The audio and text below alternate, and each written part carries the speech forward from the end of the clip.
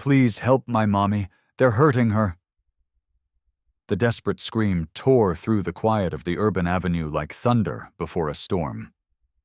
Her small voice trembled with terror and heartbreak, echoing across the wide parking lot of a lavish glass high-rise. The little girl, Emily Thompson, only 5 years old, dressed in a neat blue dress now wrinkled and dusty, ran barefoot toward a group of riders parked across the road. Tears streaked her olive cheeks as she stumbled, clutching the hem of her dress, her sobs slicing through the calm evening air. Across the street, a few of the riders turned in confusion. Engines hummed softly beneath the starry purple sky. The largest of them, a broad man with tattoos across his forearms, removed his helmet slowly, his expression shifting from curiosity to deep concern. But before the moment of rescue ever came, before those engines roared to life, the day had begun like any other for Sarah Thompson. Before we continue, please subscribe to this channel, like this video, and let us know where you're watching us from in the comment below. Finally, make us a promise to share this video with your loved ones if you enjoy the story. Let's get started. That evening, the sun had set gently over the bustling urban district, where the Hale Tower stood like a fortress of steel and glass. Inside the gates, wealth gleamed everywhere: polished granite floors, silver chandeliers, and a parking lot large enough to host a gala. But beneath all that luxury, unseen and unappreciated, Sarah Thompson was already working. Sarah was a Latina-American custodian, 45, graceful but weary. Her back ached from years of bending over cold floors. Her hands were rough from bleach and soap, yet she kept her uniform spotless, her hair neatly tied back, and her smile warm. Not because she loved her work, but because she needed it. After losing her husband in a factory accident years ago, Sarah had no one but her daughter, Emily. Everything she did, every aching scrub, every sleepless night was for her. The high-rise wasn't just her workplace, it was her battlefield. Every day she fought against exhaustion, against unfairness, against invisibility. In the small staff quarters at the back of the high-rise, Emily sat cross-legged on the tiled floor, coloring with a worn-out crayon set. "Mama, look, I drew a big building like this one," she said proudly, pointing at her scribbles. Sarah smiled faintly, though her eyes were tired. "It's beautiful, baby. Maybe one day you'll live in one that's yours." Emily giggled. "And you too, Mama. We'll have a big office and no one yelling at you." That last line stung. Sarah looked away, folding towels slowly. "One day, sweetie," she whispered. Just after 7, her phone buzzed. The name on the screen made her stomach tighten. Richard Hale, the billionaire. His voice came through cold and impatient. "Sarah, I want this entire high-rise spotless. Every single room. I've got investors coming tonight." Sarah paused, swallowing the ache in her chest. "Yes, sir. I've already done the lobby and I don't care what's done," he cut in sharply. "I said everything." The line went dead. Sarah stood still for a moment, the silence pressing heavy around her. She had barely slept the night before, scrubbing the executive suites until past midnight. Her chest still hurt from bending over for so long, but she straightened herself, breathed deeply, and got back to work. "Mama?" Emily asked softly. "Can we go home early today? You're tired." Sarah forced a smile. "I'll try, baby, but Mr. Hale needs everything perfect." So she worked room after room, dusting, sweeping, polishing. The smell of chemicals clung to her clothes.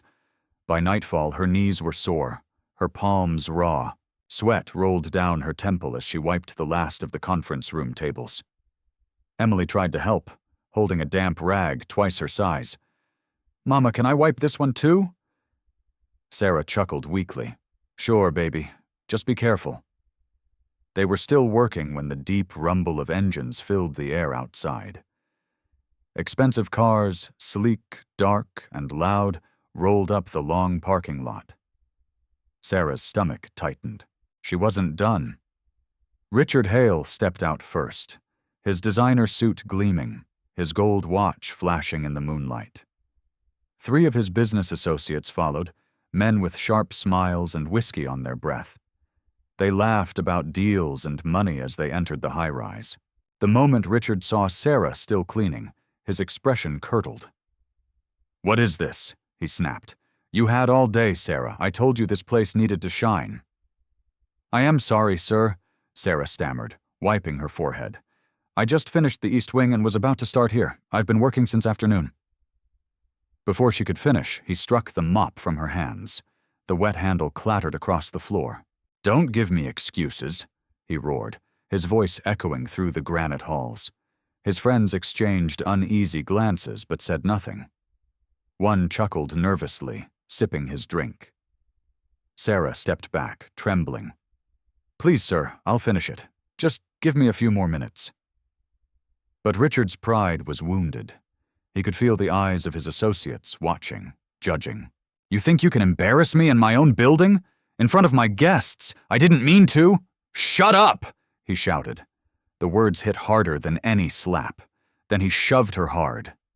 Sarah stumbled against the counter, the edge digging into her arm. She gasped, biting back tears.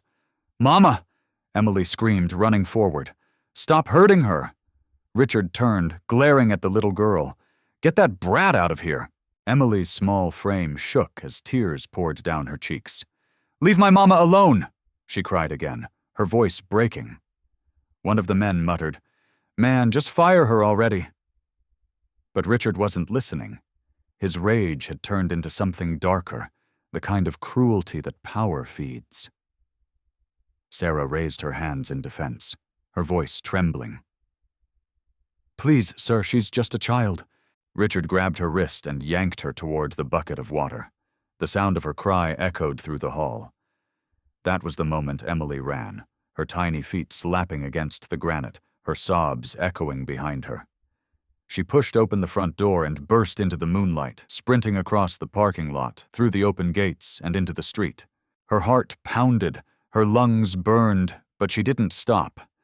And then she saw them, the riders, lined up beside their motorcycles, leather vests shining in the moon, tattoos glinting like armor. They looked rough, dangerous, but they were her only hope. "Please," she screamed, her voice trembling. "The billionaire is beating my mama." The leader, Jake Ramirez, blinked, disbelief flashing across his face. Then his jaw tightened. He stepped forward, kneeling before her, his deep voice calm but urgent. "Where is she, sweetheart?" Emily pointed back toward the high-rise, sobbing. "Inside. Please hurry." Jake's hand went to his helmet as he turned to his men. "Bear ride with me." Engines roared to life, and as they sped toward the high-rise, the world, for the first time that night, was no longer silent. The moon had begun to rise behind the manicured lawns of the Hale estate, but inside the high-rise, the air was thick with exhaustion and bleach. Sarah Thompson moved slowly down the corridor, her back bent, her hands trembling from hours of scrubbing granite floors. The reflection of a chandelier above her shimmered across the wet surface like liquid silver, mocking her fatigue.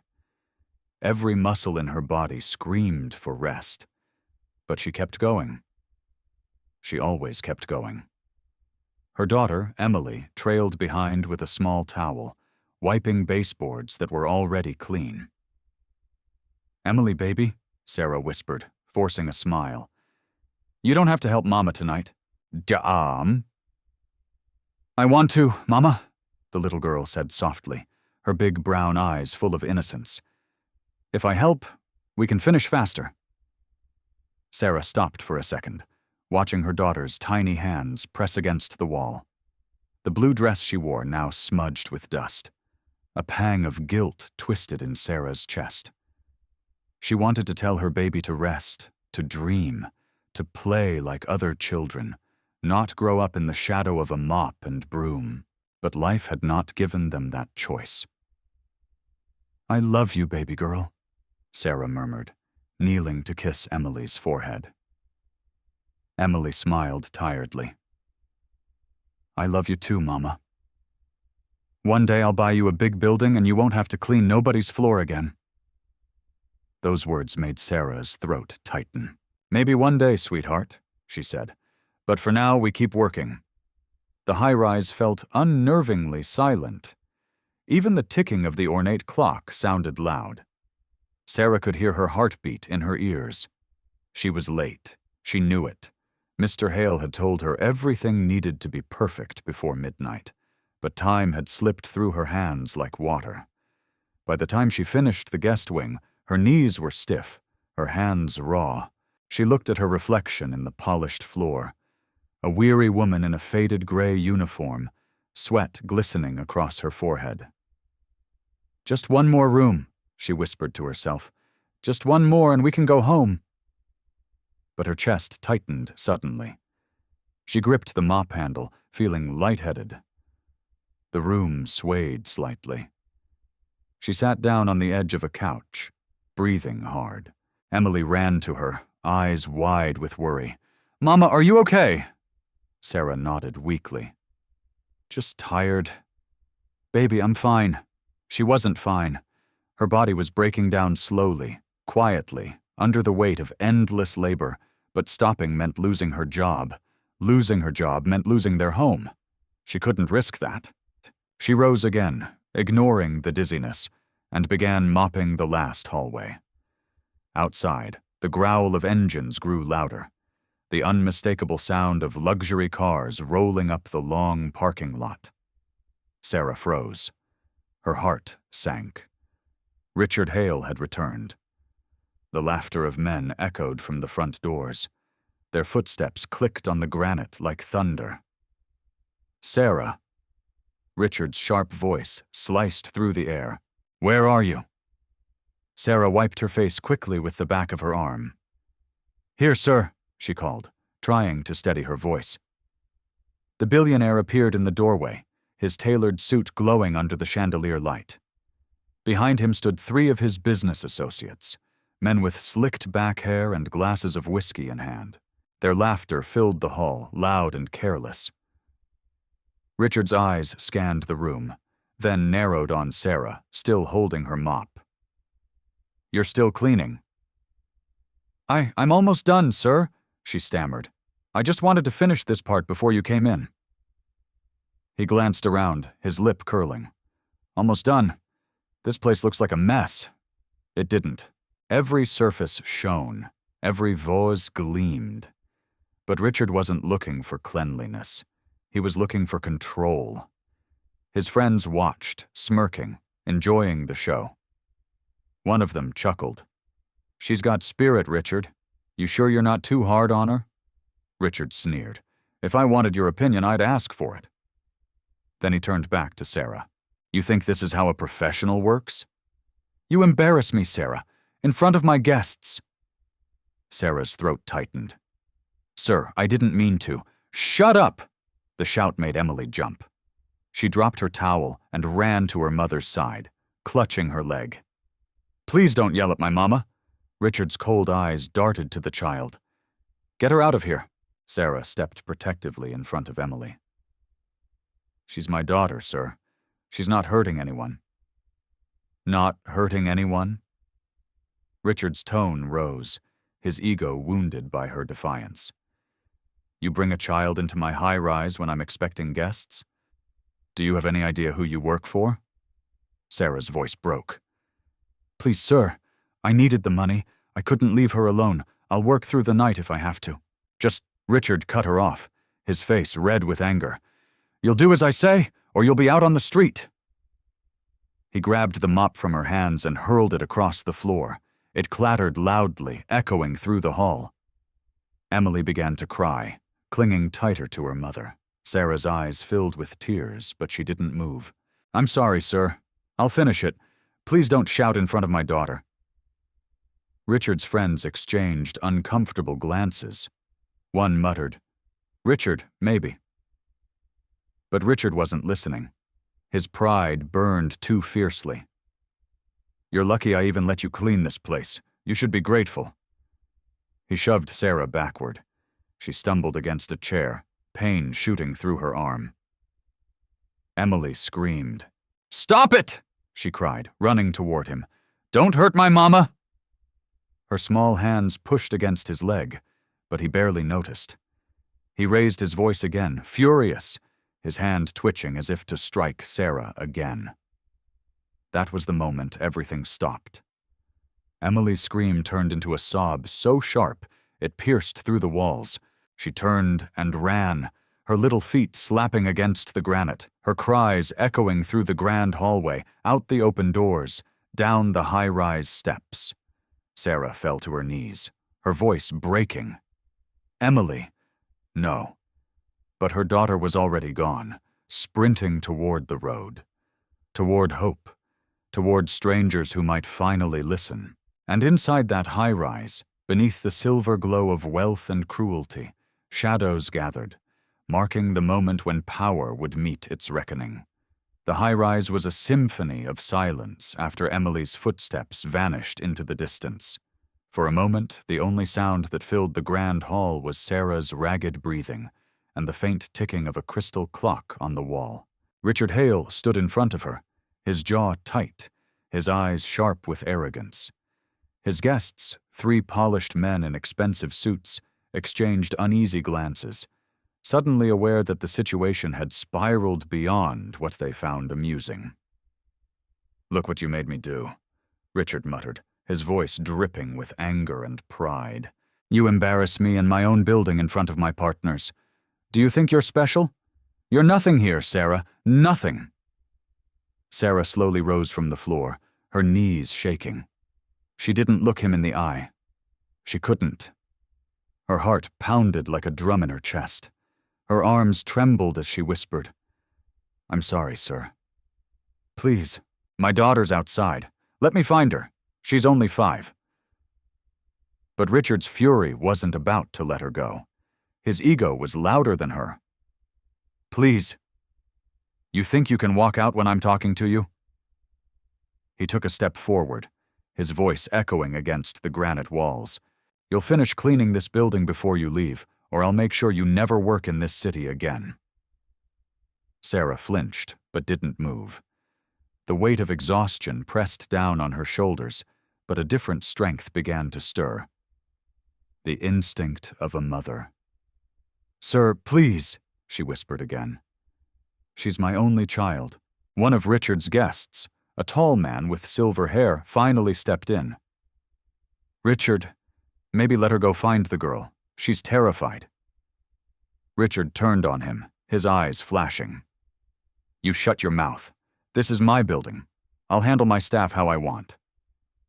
The man sighed, glancing at the floor. No one else dared to speak. Sarah stood frozen, torn between fear and defiance. Her lip quivered. "You don't have to do this, sir. I've worked for you for 2 years. I've never once been late, never once disrespected you. Please, I'm begging you, just let me go get my baby." But her words fell on deaf ears. Richard's face twisted, consumed by power. He raised his hand again, not in warning this time, but in anger. And the moment his palm struck her cheek, the sharp sound cracked through the hall like thunder. Sarah gasped. Her body staggered backward, crashing into the wall. Pain seared through her face and chest, but she didn't cry. Not this time. She pressed her hand against her cheek and whispered, trembling, "God, please give me strength." Richard sneered. "Clean it up," he ordered coldly, before turning away to pour himself another drink. But what he didn't know was that help was already coming. Outside the high-rise, engines roared to life. Across the street, the riders were no longer standing idly by. Jake Ramirez, the broad-shouldered leader with tattoos up his arms, had just knelt in front of the sobbing little girl who had run to them. "Where is she, sweetheart?" he asked again, his voice steady but urgent. Emily pointed towards the high-rise, her small hands trembling. "Inside, he's hurting my mama." Jake's eyes darkened. He didn't need another word. He turned to his crew. 5 men in black leather vests, their faces hard, but hearts suddenly moved. "Bear Ride Hawk with me." Jake barked. "The rest stay here with the kid." The riders didn't ask questions. They climbed onto their Harleys, the engines rumbling like thunder beneath the evening moon. As they sped down the street, dust kicked up behind them, the sound shaking the calm neighborhood awake. Inside, Richard turned at the faint vibration of the engines. His guests looked up, too, frowning. "You expecting more visitors?" one of them asked. Richard's brows furrowed. "What the hell is that?" Before anyone could answer, the heavy front doors burst open. Jake Ramirez strode in first, his boots thudding against the granite floor. Behind him came 2 other riders, their leather vests glinting under the chandelier's light. The air shifted instantly. Power no longer belonged to money, but to presence. Richard's eyes widened. "Who the hell are you?" Jake's gaze swept across the room. The shattered bucket, the mop, the trembling woman pressed against the wall. Then his eyes locked on Richard. "You the one who's been hitting her?" Richard's face turned red. "You better get out of my building before I call the cops." Jake took a step closer, unflinching. "You won't need to call them. They'll be here soon enough." Richard's friends backed away slowly, unsure of what was about to happen. "I don't know who you think you are," Richard spat, "but you just made the biggest mistake of your life." Jake tilted his head slightly, his voice calm, but filled with fire.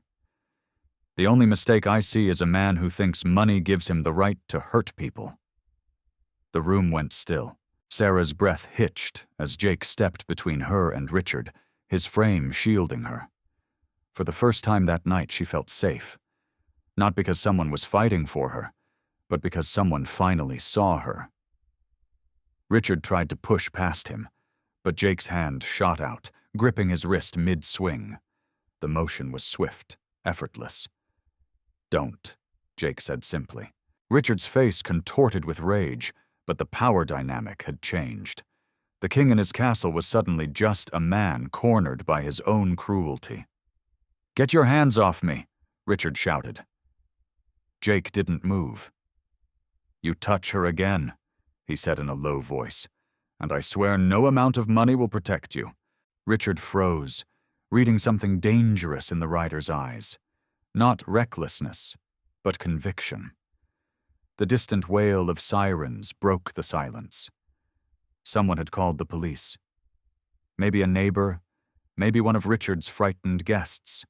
Either way, justice was closing in. Sarah's knees gave out and she slid to the floor, tears finally spilling down her cheeks. Emily's cries echoed faintly from outside as one of the riders carried her into the doorway. When Jake turned to look at Sarah, his expression softened. "You okay, ma'am?" She nodded weakly, her voice shaking. "Thank you. Thank you for coming." Jake offered her his leather jacket to cover her torn uniform. "Nobody lays hands on a woman like you. Not while I'm breathing." And as the sirens grew louder, flashing red and blue across the high-rise's gleaming windows, Richard's empire of arrogance began to crumble, one act of kindness at a time. The door slammed open so hard that it rattled against the wall. Emily burst through it, her small feet slapping against the granite steps as she ran out into the blinding evening moon. Her blue dress fluttered behind her like a desperate flag of innocence. Tears streamed down her face, hot and unstoppable, her breaths coming in sharp gasps. She didn't know where she was going, only that she had to get away, away from the shouting, the breaking glass, the cruel laughter that filled the air behind her. Her heart pounded in her chest like a drum. "Mama?" she whispered between sobs, stumbling down the stone steps. "Please, somebody help my mama." The vast parking lot stretched endlessly before her, the polished cars gleaming, the high-rise towering like a monster behind her. She reached the front gates, pushed them open with all her tiny strength, and ran out onto the quiet urban avenue. The world outside the high-rise was calm, almost too calm. Birds chirped, leaves rustled, and the moon glared down mercilessly, mocking her panic. That's when she saw them. Across the road, lined neatly by the curb, were riders, big men in black leather jackets, standing near their motorcycles that gleamed under the moonlight. To Emily, they looked like giants, tattoos, heavy boots, and faces that could have scared any adult. But something in her, the small spark of hope only a child carries, pushed her forward. She ran toward them, stumbling, her tiny voice breaking through her tears. "Please help my mommy. They're hurting her." The sound of her cry made every head turn. The largest of them, a bald man with a trimmed beard and eyes full of calm authority, stepped forward. His name was Jake Ramirez, leader of the rider crew, known around town not for trouble, but for brotherhood.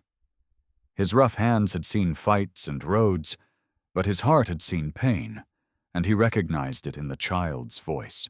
He knelt to her level, his broad frame lowering with surprising gentleness. Hey, he said softly, his voice deep but steady. "What's wrong, sweetheart? Who's hurting your mama?" Emily hiccuped through her sobs, pointing back toward the high-rise. "The man in that big building, the one they all call the Billionaire, he's beating my mama. Please help her." Jake's eyes hardened. Behind him, his brothers, Bear, Falcon, and Spike, exchanged grim looks. Bear, a heavily tattooed man with kind eyes, stepped closer. "You sure, little one?" Emily nodded, tears glistening in her lashes. He was yelling, and she fell. And he hit her again. Her voice cracked, breaking the silence that had settled over the group. Jake looked up at the high-rise, its tall windows reflecting the moon like cold eyes. He'd ridden past that building 100 times, never thinking twice. But now hearing a child beg for help, the building looked like something else entirely, a cage of power and cruelty. He stood slowly, his leather vest shifting as he moved. "Bear ride, Falcon with me," he said firmly. "The rest of you stay here and keep the girl safe." One of the younger riders crouched beside Emily, offering her a bottle of water and his jacket. "Don't worry, sweetheart," he said softly. "They'll bring your mama back." Jake turned back to Emily for a final word. "What's your name, Angel?" "Emily," she whispered. He nodded. "You're brave, Emily. Stay right here. We'll go get your mama." And then he put on his helmet, the engine of his Harley roaring to life with a thunderous growl that made the pavement tremble. The other two followed suit, their engines forming a chorus of power and determination. As they sped off, the sound filled the quiet neighborhood, raw, angry, unstoppable. Inside the high-rise, Richard's fury still echoed. He paced across the room, drink in hand, muttering about respect and obedience. His guests had grown silent, uncomfortable, shifting near the doorway. Then, faintly at first, came the sound, engines approaching fast. Richard frowned, turning toward the windows. "What the hell is that?" Before anyone could answer, 3 motorcycles tore into the parking lot, stopping in perfect sync. The engines cut off. Dust hung in the air. Jake Ramirez stepped off his bike first, his boots crunching against the gravel. He glanced at the high-rise, towering, pretentious, spotless. "Nice building," he muttered. Shame about the man living in it. The front doors opened. Richard appeared, confusion twisting into annoyance. "Who are you people? What do you think you're doing on my property?" Jake's jaw tightened as he climbed the steps. "We came for the woman you're hurting." Richard laughed, though his voice wavered. "What? You people lost or something? You've got no idea who you're talking to." "Oh, I do," Jake said calmly. "And I don't care who you are." Richard's smile faded. "You better leave before you what?" Jake interrupted, stepping closer, his voice low and heavy. Hit someone else smaller than you. Go ahead, try it. Richard froze, caught off guard by the steady rage in Jake's tone. Behind him, Bear and Falcon stood like sentinels, silent, immovable. You don't belong here, Richard hissed. Jake crossed his arms. Neither does Fear. So, why don't you call her out and see how she feels about what you've done? The tension thickened. Even Richard's guests seemed to shrink under the rider's steady gaze. From somewhere inside, faint footsteps echoed, hesitant, slow. Then Sarah appeared in the doorway, her face pale, one sleeve torn, her eyes wide with disbelief. When she saw Jake standing there, she froze. "Who are you?" she whispered. "Friends," Jake said simply. "Your daughter sent us." Sarah's hand flew to her mouth as tears welled in her eyes. "Emily, she's safe. She's safe," Jake replied gently. "And now so are you." And in that moment, under the blazing moon in front of the high-rise built on pride and power, the world shifted. For the first time, Sarah wasn't alone. The air outside the high-rise was still, but the silence carried tension heavy enough to choke on. Sarah stood frozen in the doorway, her eyes wide, her trembling hands gripping the edge of the doorframe. Her voice was barely a whisper when she spoke. "Who are you people?" Jake Ramirez, the rider leader, took a step forward. His boots thudded softly against the granite steps. "Friends," he said, his tone calm yet commanding. "Your little girl found us. She said you needed help." Sarah's heart clenched. "Emily, she got away. She did." Jake nodded. "She's safe with my crew across the street. You don't have to be afraid anymore." For a split second, Sarah's tired face softened with relief. But the peace didn't last. Behind her, Richard Hale's furious voice echoed from inside the hall. "What the hell is going on out there?" He appeared in the doorway a moment later, his sharp suit slightly wrinkled, his ego very much intact. He froze when he saw Jake and his men standing at his doorstep. 3 massive figures dressed in black leather, tattoos glinting under the moonlight, their expressions unshaken. Richard's lips twisted into a smirk. "You've got to be kidding me. Who invited the zoo?" Jake didn't flinch. "We came because your name was screamed in fear. That's not something I ignore." Richard scoffed. "You're trespassing. You have no idea who you're talking to." Jake's gaze hardened. "You're right. I don't care who I'm talking to, but I know exactly what you are." That line made the air go cold. The other 2 riders, Bear and Falcon, spread slightly apart, forming a silent wall of presence behind their leader. Richard laughed, his arrogance returning in full force. "Oh, this is rich. A bunch of leather-wearing nobodies think they can come to my building and play heroes." He stepped closer, his eyes sharp and mocking. "You should turn around before this gets ugly." Jake didn't move. It already is. Richard's jaw flexed. "You think you're intimidating me?" "I don't have to," Jake said quietly. "You did that yourself when you laid hands on her." The tension between them crackled like live wire. Richard's business associates hovered in the background, whispering among themselves. None of them dared to intervene, but their expressions showed unease. The balance of power, once so clearly in Richard's favor, was shifting fast. Sarah stood near the door, torn between fear and disbelief. She wanted to scream to stop them all, but her voice wouldn't come. Her eyes darted between the men, between cruelty and courage, and something inside her broke. "Please," she finally whispered, her voice trembling. "I don't want any more trouble. I just want to take my daughter and go." Richard turned to her sharply. "You're not going anywhere until I say you can." That was it, the moment Jake's restraint snapped. He took 2 firm steps forward until he stood inches from Richard. His voice dropped to a low growl.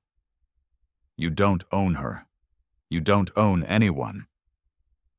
Richard tried to stand his ground, but Jake's presence was overwhelming. "You better leave before I have you arrested." Richard hissed, his voice shaking slightly. Jake tilted his head. "You think the police will protect you when they see what you've done?" Richard's mouth opened, but no words came out. Then, in one swift motion, Jake shoved him backward. Not hard enough to hurt, just enough to make a point. Richard stumbled, the sudden loss of control wiping the smugness off his face. "Listen to me," Jake said, his voice steady like a storm about to break. "You don't get to scream at her, you don't get to hit her, you don't get to make her feel small just because you've got money. Not while I'm standing here." For a moment, no one breathed. Bear and Falcon stood ready behind Jake, fists clenched, eyes sharp. Richard's guests were frozen. Even the sound of the wind outside seemed to fade. Then Richard exploded. "You think I'm scared of you? I could buy your whole gang 10 times over." He lunged forward, shoving Jake's chest. That was his last mistake. In a single fluid motion, Jake grabbed Richard's wrist, twisting it downward until the billionaire dropped his glass, the crystal shattering across the granite. "You're lucky I'm not the kind of man you think I am," Jake said quietly. "Because if I was, you'd already be on the ground." Richard winced, his pride collapsing faster than his composure. From behind them, Sarah's voice broke through, quiet but firm. "Please stop." Jake looked at her, his eyes softening instantly. He released Richard's arm and stepped back. "You all right, ma'am?" he asked. Sarah nodded weakly, her voice barely a whisper. "I am now." Richard stood there panting, clutching his wrist, glaring at everyone like a cornered animal. But the fury in his eyes had turned to fear. He could hear something distant, faint at first, but growing louder, the wail of police sirens. A neighbor had called. Justice was on its way. Jake looked out the window toward the sound. "Looks like your guests are about to meet some new company," he said. Richard turned pale. You called them." "No," Jake replied. The truth did. The other riders stepped back as the flashing lights reflected through the glass doors. Sarah exhaled shakily, her hands trembling as relief washed over her. "Thank you," she whispered, tears spilling down her cheeks. Jake gave a slight nod. "Don't thank me, ma'am. Thank your daughter. She's the brave one." Through the open doors, Emily's voice suddenly called out, "Mama!" Sarah turned instantly. Her baby ran across the parking lot, barefoot, crying. Sarah dropped to her knees, catching her in her arms. They clung to each other like the world might vanish if they let go. And for the first time in years, Sarah didn't feel powerless. Behind her, the riders stood quietly, the hum of approaching sirens wrapping the scene in finality. Jake watched them, mother and child reunited, love shining through pain, and muttered under his breath, "This world's got too many men like him, and not enough like her." He turned toward his bike, moonlight reflecting off his vest. The red and blue lights flashed brighter across the granite steps. The high-rise that once symbolized control was now just a building filled with echoes of shame. And as the police cars came to a stop, the man who thought he owned everything stood with nothing left at all. Red and blue lights sliced through the white granite of the high-rise's parking lot, painting the once quiet estate in streaks of justice. The hum of police radios, the low rumble of Harley engines, and the muffled sobs of a mother and child blended into a single trembling harmony of chaos and relief.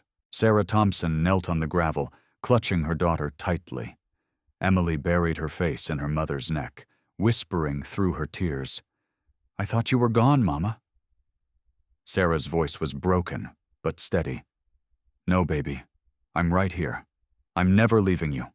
Behind them, Jake Ramirez stood with his arms crossed, his vest flapping lightly in the wind from the arriving squad cars. His eyes stayed locked on the high-rise door on the man who had caused all this pain. Richard Hale stood there, pale under the flashing lights, his once immaculate suit wrinkled, his tie loose.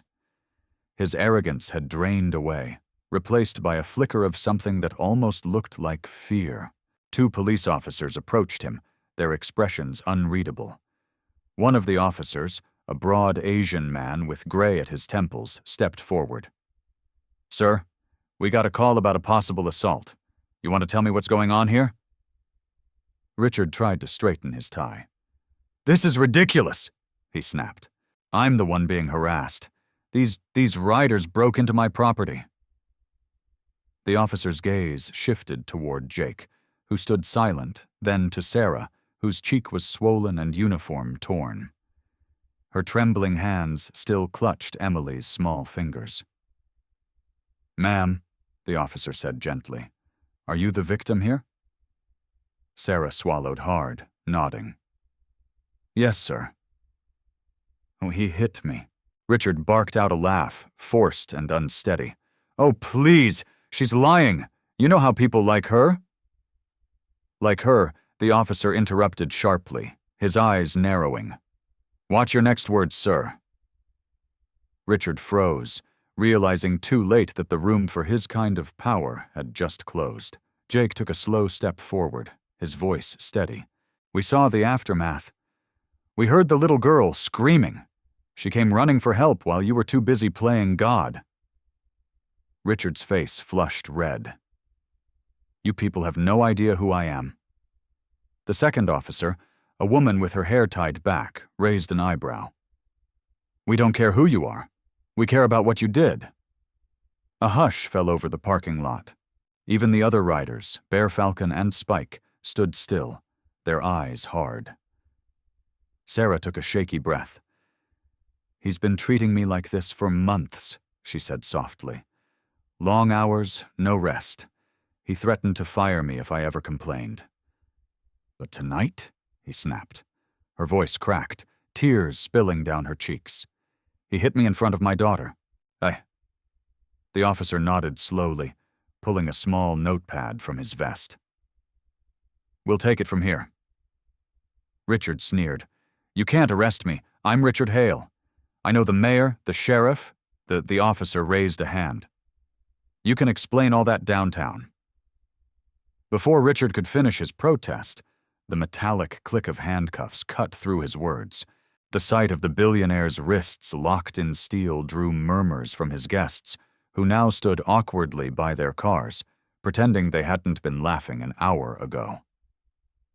As the officers led him down the steps, Richard tried to twist away. "You can't do this. She's a liar." They broke in. Jake stepped aside, blocking his path for a moment. "Funny thing about lies," he said quietly. "They don't sound so good when truth walks in the room." Richard glared at him, but Jake didn't move. The 2 men locked eyes, arrogance versus honor, until Richard finally looked away. When the squad car door shut, the world outside seemed to exhale. Sarah's knees gave out, and she sank to the ground. Jake was there before she could fall completely, steadying her by the shoulder. "Oh, you're safe now," he said gently. Sarah looked up at him, her eyes glassy. "I don't know how to thank you." "You don't have to," Jake replied. "You thank me by getting back up." Emily looked up at the big man, her tiny hand still gripping her mother's. "You're a superhero," she whispered shyly. Jake chuckled softly, kneeling to her level. "Nah, kid. Your mama's the hero. I just showed up late." The little girl smiled faintly for the first time that night. Behind them, one of the younger riders approached, holding a folded leather jacket. "Boss," he said to Jake. "Thought she could use this." Jake took it and draped it around Sarah's shoulders. The black leather looked out of place on her cleaning uniform. Yet somehow it fit. It was protection, respect, a symbol that she wasn't alone anymore. The older officer approached again. Ma'am, we'll need your statement, and we'll make sure you and your daughter have a place to stay tonight. Sarah nodded, still holding Emily close. Thank you, sir. As the police cars rolled away with Richard Hale inside, the high-rise lights dimmed behind them, casting long shadows across the parking lot. For years, Sarah had walked through those same doors feeling small, invisible, and powerless. But tonight, as she stood beside the men who had listened to her daughter's cry, she felt something new, something warm, almost foreign. Dignity. Jake turned toward his crew. We'll follow them to the station. Make sure she's okay. Bear nodded, already on it. Before he climbed back onto his bike, Jake looked once more at Sarah and Emily. You did good, kid, he said softly. Both of you. Emily hugged her mama tighter, whispering, Mama, he's like an angel. Sarah smiled faintly, tears tracing lines down her face. Maybe God still sends them, baby. They just ride motorcycles now. As the engine started again, their roar filled the night. Not with chaos, but with something else. Strength, protection, justice. And for the first time, the high-rise at the top of the hill no longer looked powerful. It looked empty. The following morning dawned gently. No sirens, no shouting, no sound of breaking glass. Only the rustle of the wind through motel curtains and the quiet hum of traffic somewhere far away. Sarah Thompson sat on the edge of a small motel bed, still wearing the oversized black leather jacket Jake had placed around her shoulders the night before. Its weight comforted her, not because of the material, but because of what it meant. For the first time in years, she felt safe. Emily was curled beside her, fast asleep, her small hand clutching the sleeve of her mother's jacket. Strands of her curly hair rested gently over her face. Even in sleep, she looked exhausted, like the night's fear had chased her into her dreams. Sarah reached out and brushed a tear from her daughter's cheek. You're safe now, baby, she whispered. Mama's got you. A soft knock came at the door. Sarah tensed, instinct from years of living cautiously until a familiar deep voice called from outside. It's Jake. She exhaled and stood, opening the door slowly. Jake stood in the morning light, a cup of coffee in one hand and a brown paper bag in the other.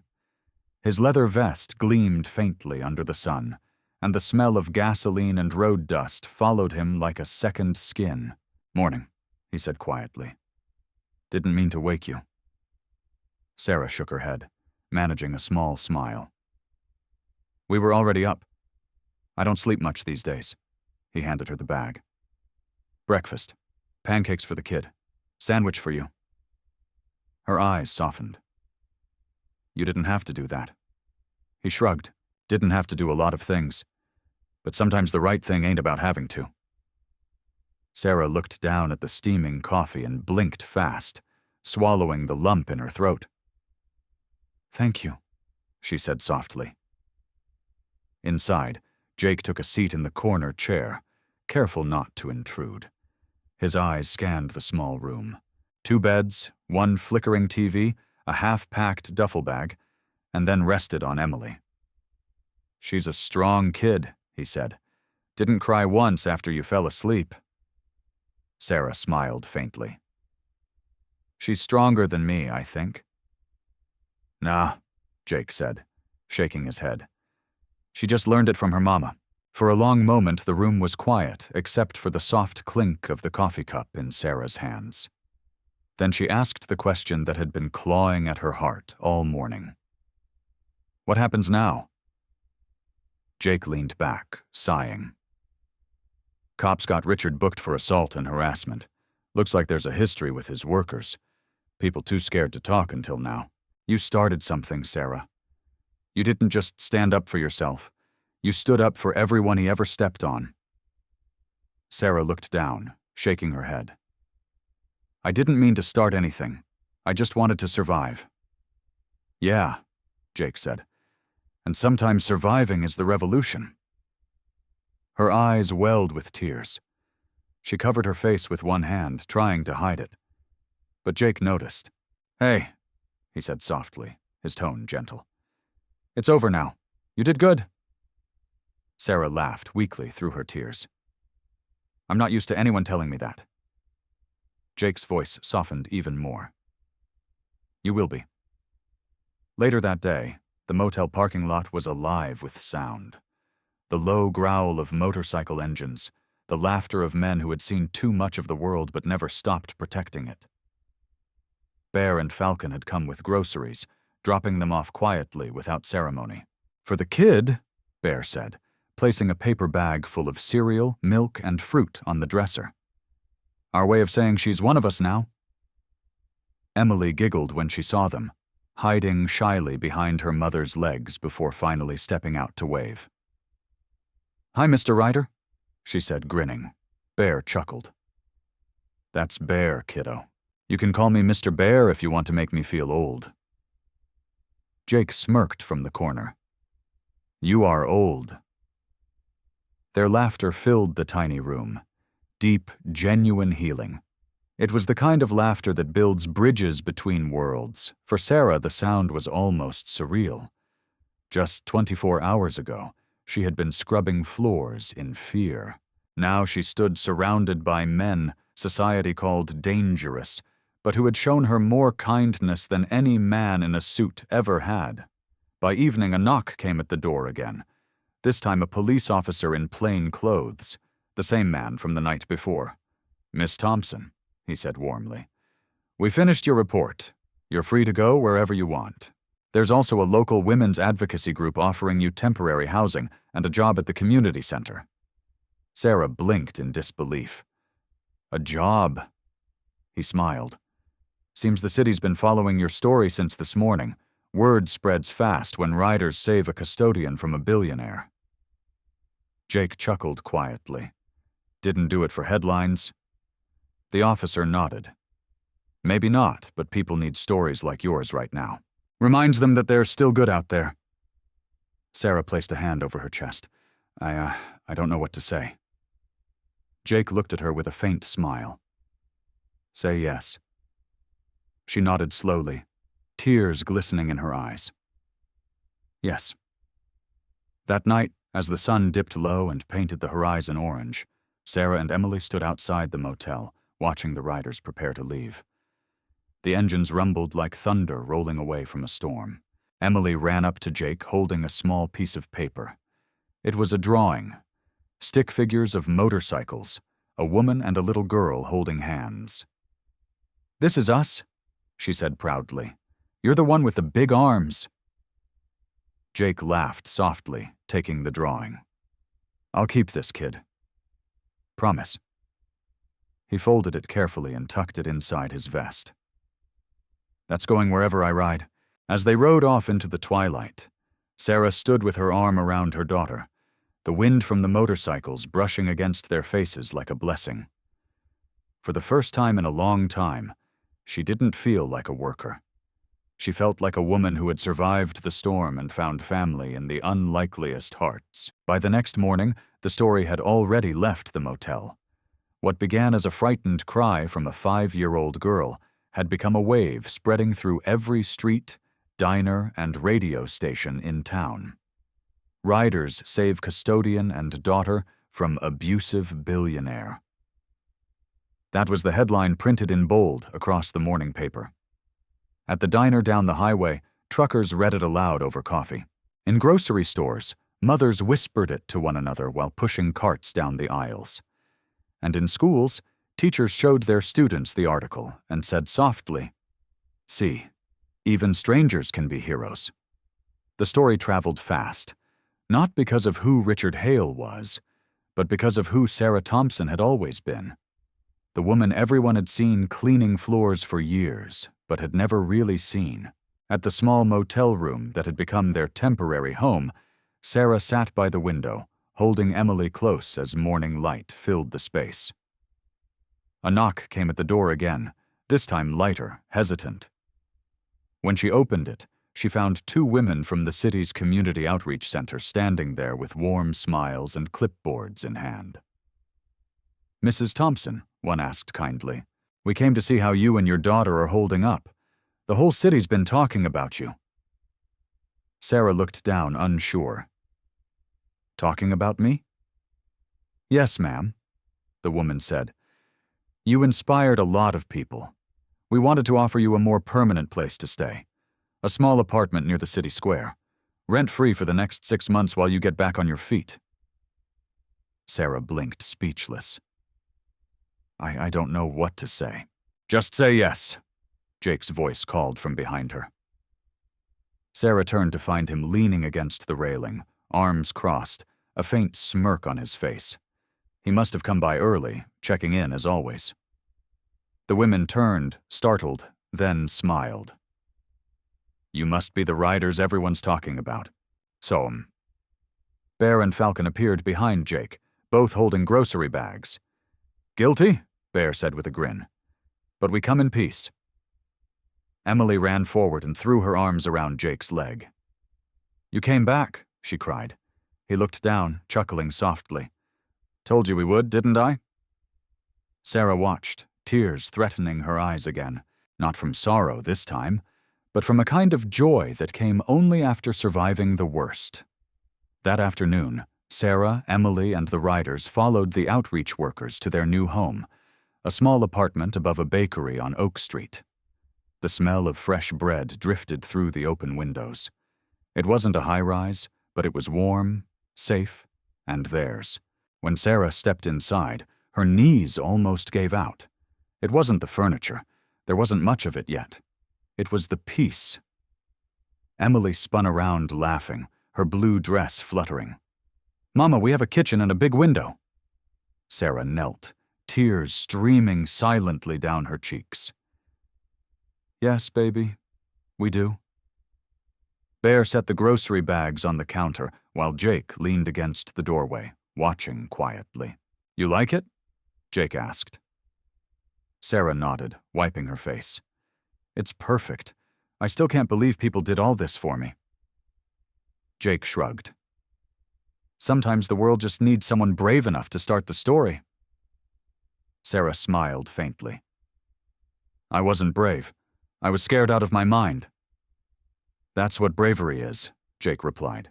"Doing it scared." Anyway, over the next week, the apartment filled with life.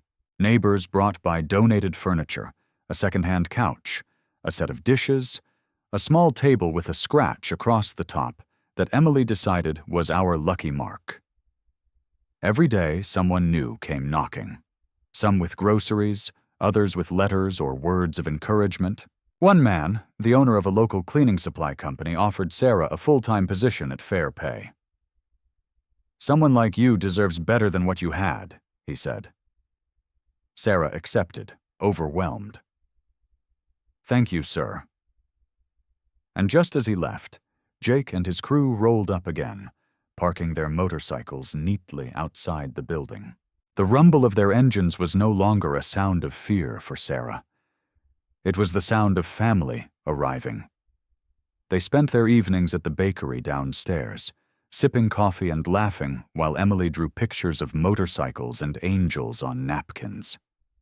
One Sunday, a small local news crew stopped by to film a short feature. They interviewed Sarah in her kitchen, sunlight pouring in through the window. "What do you want people to learn from your story?" the reporter asked. Sarah hesitated, then smiled softly. That kindness still exists and that heroes don't always wear badges or suits. Sometimes they ride bikes. The riders chuckled from behind the camera.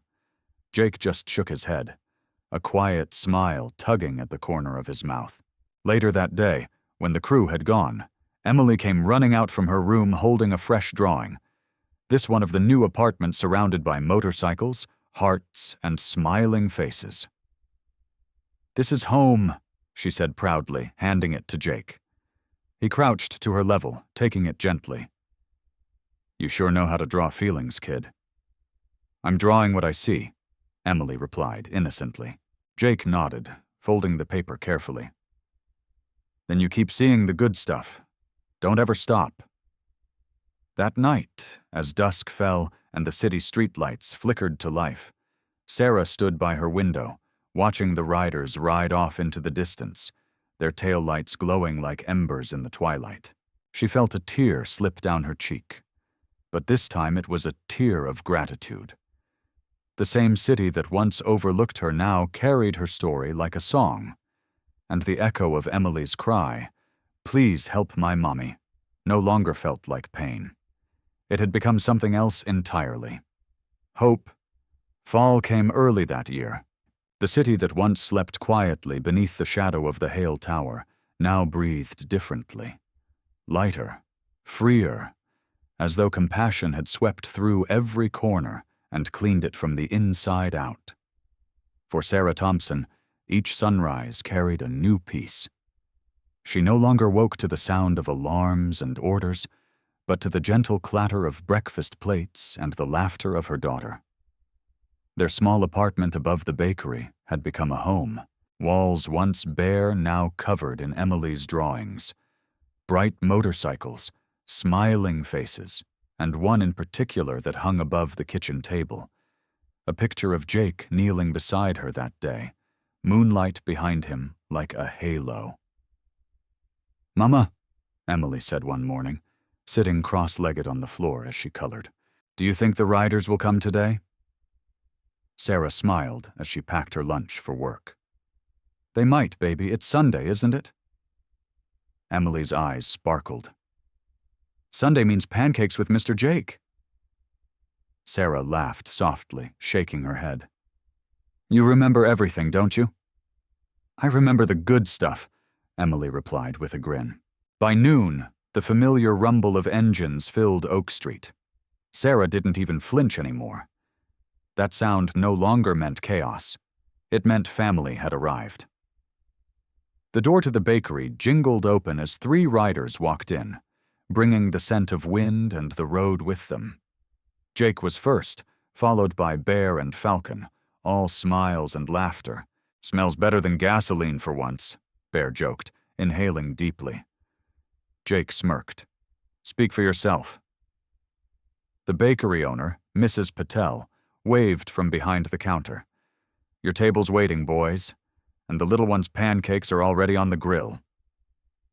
Emily ran up to Jake the moment he sat down, hugging him tightly around the waist.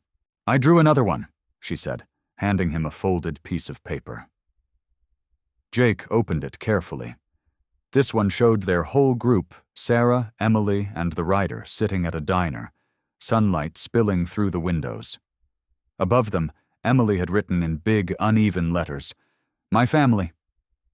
He stared at it for a long moment, his eyes soft. Then he smiled. Not the tough rider smile, but the kind that cracks something open inside a man. "You've got some talent, kid." Emily grinned. "You're going to keep this one, too." He nodded firmly. "You bet I am." He folded the drawing carefully and tucked it into the same spot inside his leather vest where he kept the first one she ever gave him. Over coffee and laughter, the afternoon drifted by. Sarah sat quietly for a while, watching them joke with Emily, helping her pour syrup, and teasing Bear about his gray beard. She couldn't help but smile. "I don't know how to thank you all," she said softly. "If you hadn't shown up that day." Jake shook his head. "Don't go down that road, Sarah. What's done is done. You survived. That's the part that matters." "I know," she said, looking out the window. "But sometimes I still see it when I close my eyes. Him yelling, her crying, me frozen." Jake leaned forward, his voice low and steady. "You want to know the truth? We all got ghosts, but you don't owe your past anything. Not your fear, not your sleep. You already paid your dues. It's time to live." Sarah looked at him, eyes glassy. "You always know what to say." He chuckled softly. "Nah, I just know what silence feels like. It's worse than pain." The room fell quiet for a moment, the kind of silence that isn't heavy, but sacred. the silence that says everything has been heard. Later that evening, as the sun sank behind the hills, Sarah walked Emily to the small park down the street. The air smelled like rain and new beginnings. Children played on the swings while parents chatted nearby. Emily ran ahead, her laughter ringing through the air. Sarah sat on a bench, closing her eyes and letting the sounds of life fill her ears. "Mind if I sit?" came Jake's voice beside her. She smiled without looking up. "You always find us." "Not hard to do when she laughs that loud," he said with a grin. They sat in silence for a while, watching Emily run across the grass, her blue dress fluttering in the soft wind. Sarah finally spoke. "Do you ever wonder why you were there that day?" Jake took a long breath. "Every day. Maybe I stopped for breakfast. Maybe fate stopped me. Either way, I was supposed to be there." Sarah nodded, eyes glistening. "You were." She turned to him. "You saved me." Jake looked at her, his expression warm and steady. "No, Sarah, she saved you. We just answered her cry." As dusk turned to night, Emily ran back and climbed onto the bench between them, holding her mama's hand and Jake's gloved one in her other. "You both my heroes," she said sleepily, resting her head on her mother's arm. Sarah kissed her forehead, whispering, "You're ours too, baby." Jake smiled faintly. "She's got your spirit." Sarah laughed quietly. "I hope she's got your courage." He shrugged. "She's already got more than both of us combined." The sky darkened into shades of violet, the last streaks of orange fading behind the horizon. Jake stood to leave, glancing at the child, now fast asleep in her mother's arms. He hesitated, then reached into his vest and pulled out both of Emily's drawings. "Keep these safe," he said softly, handing them to Sarah. She frowned. "You sure?" "Yeah," he said. "They belong to where they started." Sarah took them gently, her heart full. "Thank you." As Jake walked back toward his bike, parked under the streetlight, the sound of the engine rolled softly through the park. Not loud, not angry, but like a heartbeat fading into the distance. Sarah watched him ride away, the light glinting off his vest where her daughter's first drawing had once rested. She whispered into the night, "You don't ignore a cry like that." Emily stirred slightly in her sleep, mumbling, "Love you, Mama." Sarah smiled, her tears catching the light of the street lamp. "I love you too, baby." And as she sat beneath the quiet sky, the world around her felt new again. A world where kindness still rode on two wheels, and angels sometimes wore leather. If you enjoyed the story, do check out the next story, because we have prepared a collection of stories that you will find even much more interesting than the one you just watched. Click on the video showing on your screen right now to enjoy. Thank you.